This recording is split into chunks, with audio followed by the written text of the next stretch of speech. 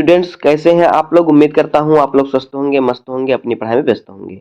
आज की वीडियो में हम क्लास 12 फिजिक्स के 20 इंपॉर्टेंट क्वेश्चन आंसर को पढ़ेंगे यूपी बोर्ड के लिए, जो कि हमारे बोर्ड एग्जाम में 2 नंबर वाले क्वेश्चन पूछे जाते हैं। तो आज के वीडियो में हम अति लघुत्तरीय प्रश्नोत्तर को पढ़ेंगे, जो कि आपके बोर्ड एग्जाम के लिए मोस्ट इंपॉर्टेंट है। तो अगर आप वीडियो पर हैं तो वीडियो को लाइक कर दीजिए, चैनल अपने सब्सक्राइब कर दीजिए, बेल आइकन को प्रेस कर दीजिए, क्योंकि बोर्ड एग्जाम के हर इंपॉर्टेंट टॉपिक का वीडियो आपको चैनल पर डेली मिलता रहेगा। तो आइए करते हैं वीडियो को स्टार्ट। देखिए पहला क्वेश्चन हमारा क्या है, यहाँ पे देखिए पहला क्वेश्चन है कि विद्युत क्षेत्र क्या है, यानी कि इलेक्ट्रिक फील्ड क्या है। तो देखिए विद्युत क्षेत्र क्या होता है, किसी आवेश के चारों ओर वह क्षेत्र जिसमें दूसरा आवेश बल अनुभव करे उसे विद्युत क्षेत्र कहते हैं। से मान लीजिए हमारा यहाँ पे एक बिंदु है, इसके चारों ओर क्या है, कोई आवेश है। तो किसी आवेश के चारों ओर का वह क्षेत्र जिसमें दूसरा आवेश बल अनुभव करे। यहाँ पे कोई आवेश लगेगा तो इस पर क्या करेगा, इस पे बल लगेगा ना, इसके कारण इस पर बल लगेगा। तो जो बल का अनुभव करता है वही होता है विद्युत क्षेत्र, इसकी परिभाषा होती है। देखिए विद्युत क्षेत्र को हम ई से प्रदर्शित करते हैं, किससे, ई से। तो और ई बराबर हमारा सूत्र होता है एफ बटे क्यू, यानी कि बल बटे आवेश। ये होता है विद्युत क्षेत्र का सूत्र। ई बराबर एफ बटे क्यू, यानी कि ई होता है विद्युत क्षेत्र, एफ होता है बल, क्यू बराबर होता है आवेश।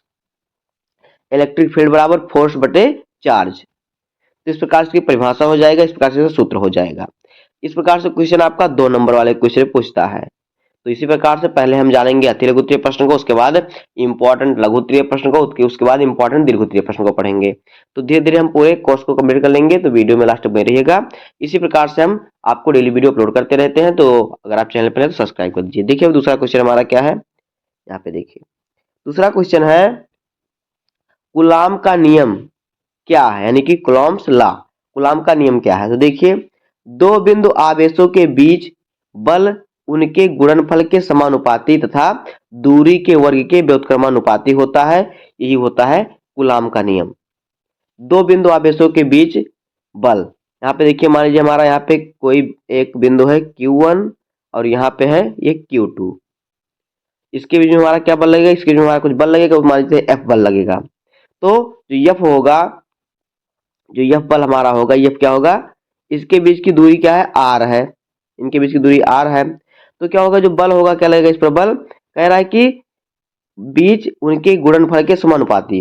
दो बिंदु आवेशों के बीच बल जो होगा उनके गुणनफल के समानुपाती होगा, यानी कि F बराबर Q1 इंटू Q2। देखिए इसका गुणनफल हो गया। और कह रहा है कि दूरी के वर्ग के व्युत्क्रमानुपाती, दूरी R है तो R का हम नीचे करेंगे, यानी कि कह रहा है व्युत्क्रमानुपाती, तो व्युत्क्रमानुपाती का अर्थ होता है नीचे बटे में। तो यहाँ पे R लगे, इसका वर्ग करा तो यहाँ पे 2 लगाएंगे। तो इस प्रकार से F जो होगा हमारा हो जाएगा F व्युत्क्रमानुपाती Q1 Q2 by R square, ये होता है।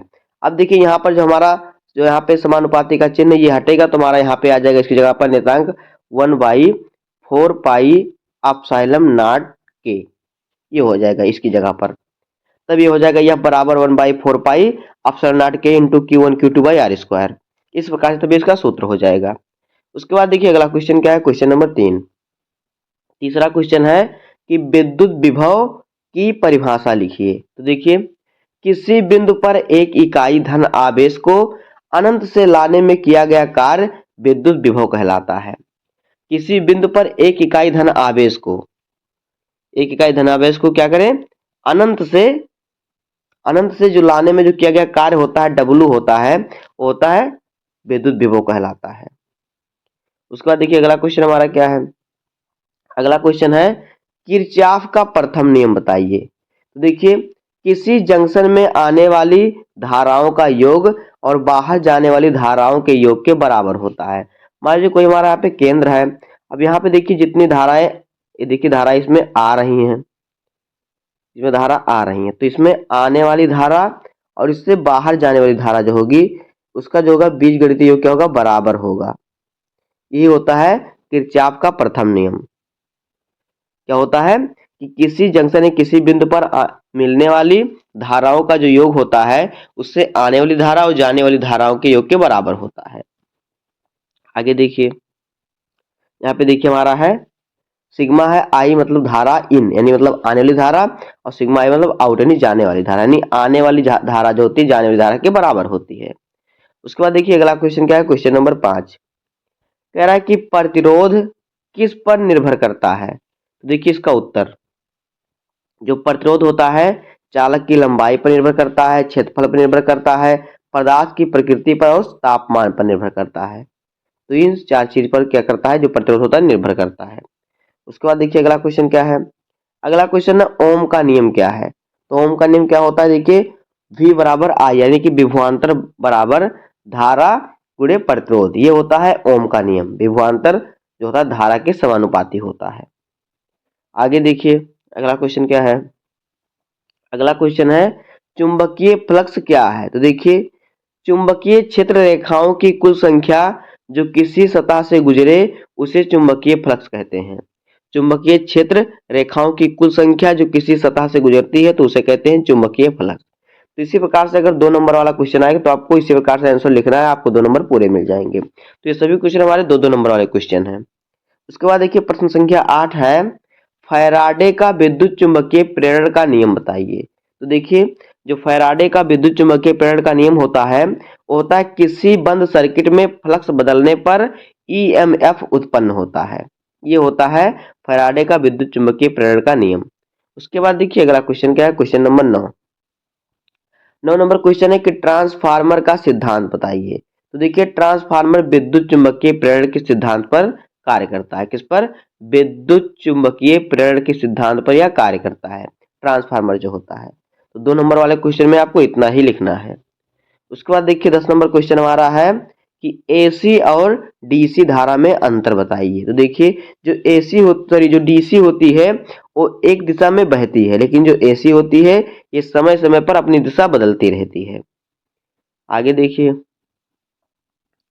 अगला क्वेश्चन है हमारा तरंग क्या है। तो देखिए ऊर्जा के स्थानांतरण को तरंग कहते हैं, जिसमें कण अपनी स्थिति के पास दोलन करते हैं, अपने पास ही करते हैं दोलन करते, इस प्रकार से कण जो होते हैं इसी प्रकार दोलन करते हैं। तो ऊर्जा के स्थानांतरण को क्या कहते हैं, तरंग कहते हैं, जिसमें कण जो होते हैं अपनी स्थिति के पास दोलन करते हैं। अगला क्वेश्चन देखिए क्वेश्चन नंबर 12 नंबर क्वेश्चन है ध्वनि तरंग किस प्रकार की होती है। तो देखिए जो ध्वनि तरंग होती है वो अनुदैर्ध्य तरंग के जैसी होती है। क्या, अनुदैर्ध्य तरंग, जो अनुदैर्ध्य तरंग होते हैं उसके जैसी होती है, इसी प्रकार की होती है। उसके बाद देखिए अगला क्वेश्चन है प्रश्न संख्या 13 कह रहा है प्रकाश की तरंग और किरण में अंतर बताइए। तो देखिए जो प्रकाश की तरंग होती है वो ऊर्जा संरक्षण का माध्यम होता है, जो किरण होता है प्रकाश का काल्पनिक रास्ता होता है। अगला क्वेश्चन देखिए, अगला क्वेश्चन है स्नेल का नियम। तो देखिए स्नेल का नियम जो क्या होता है वो होता है n1 sin थीटा 1 बराबर n2 sin थीटा 2, ये दोनों एक दूसरे के बराबर होते हैं, ये होता है स्नेल का नियम। उसके बाद देखिए अगला क्वेश्चन क्या है, क्वेश्चन नंबर 15 नंबर क्वेश्चन है पूर्ण आंतरिक परावर्तन क्या है। तो देखिए जब प्रकाश घनत्व अधिक माध्यम से कम माध्यम में जाता है और कोण अधिक हो जाता है तो प्रकाश पूरी तरह लौट जाता है, इसे ही कहते हैं पूर्ण आंतरिक परावर्तन। जब प्रकाश पूरी तरह से लौट जाए तो उसे कहते हैं पूर्ण आंतरिक परावर्तन। इतना आपको लिखना है, यहां से आपको 2 नंबर पूरा मिलेगा। उसके बाद देखिए अगला क्वेश्चन है 16 नंबर प्रश्न है लेंस का सूत्र लिखिए। तो लेंस का सूत्र होता है 1/f बराबर 1/v प्लस 1/u। एफ जो होता है फोकस दूरी होती है। उसके बाद देखिए अगला क्वेश्चन क्या है, क्वेश्चन नंबर 17 है फोटान क्या है। जो फोटान क्या होता है, देखिए फोटान क्या है, प्रकाश का सबसे छोटा कण जिसमें ऊर्जा का क्वांटम भी कहते हैं। जो फोटान होता है क्या होता है, फोटान प्रकाश का सबसे छोटा कण होता है जिसे ऊर्जा का क्वांटम भी कहते हैं। इसका सूत्र होता है फोटान निकालने का सूत्र E बराबर hv, ये इसका सूत्र होता है। अब देखिए आगे 18 नंबर क्वेश्चन है कि नाभिकीय विखंडन क्या है। तो देखिए भारी नाभिक का 2 हल्के नाभिकों में टूटना जिससे बहुत ऊर्जा निकलती है, इसे कहते हैं नाभिकीय विखंडन। एक भारी नाभिक है, इस भारी नाभिक का 2 हल्के नाभिकों में टूटना ही क्या कहता है, कहलाता है नाभिकीय विखंडन कहलाता है। और 2 हल्के नाभिकों का जुड़ना क्या कहलाता है, 2 हल्के नाभिकों को जुड़कर एक भारी नाभिक का निर्माण करना कहलाता है नाभिकीय संलयन कहलाता है। तो इतना समझ लीजिए, 2 नंबर वाले क्वेश्चन में आपको ये पूछता है। उसके बाद देखिए 19 नंबर क्वेश्चन है कि नाभिकीय संलयन क्या है। देखिए अभी हमने आपको इसका उत्तर बताया। दो हल्के नाभिक आपस में मिलकर भारी नाभिक बनाते हैं, इसे ही कहते हैं नाभिकीय संलयन। सूर्य में संलयन ये होता है, इसमें सूर्य में यही होता है नाभिकीय संलयन। उसके बाद देखिए अगला क्वेश्चन क्या है। अगला क्वेश्चन है सेमीकंडक्टर क्या है। तो देखिए वह पदार्थ जिनका चालकता गुणक चालक और कुचालक के बीच होता है, जैसे कि सिलिकॉन और जर्मेनियम। देखिए चालक जो होता है जिसमें धारा पूर्ण रूप से प्रवाहित हो सके, और जो अचालक होता है यानी कि जिसमें धारा प्रवाहित ना की जा सके, लेकिन जो इनके बीच का होता है यानी धारा बहुत कम प्रवाहित हो, उसे कहते हैं सेमीकंडक्टर। एक होता है सिलिकॉन और जर्मेनियम, इसके उदाहरण है। तो दोस्तों इस प्रकार से हो जाएंगे क्लास 12 फिजिक्स के 20 इंपॉर्टेंट अति लघुत्तरीय प्रश्न जो हमारे बोर्ड एग्जाम में 2 नंबर में पूछे जाते हैं। तो उम्मीद करता हूँ आपको वीडियो पसंद आया होगा। अगर आपको वीडियो पसंद आए तो वीडियो को लाइक कर दीजिए, चैनल पर नए सब्सक्राइब कर दीजिए। ऐसे ही आपको हर वीडियो और हर सब्जेक्ट का इंपॉर्टेंट टॉपिक मिलता रहेगा। तो मिलते हैं किसी नेक्स्ट वीडियो में, तब तक के लिए धन्यवाद। जय हिंद।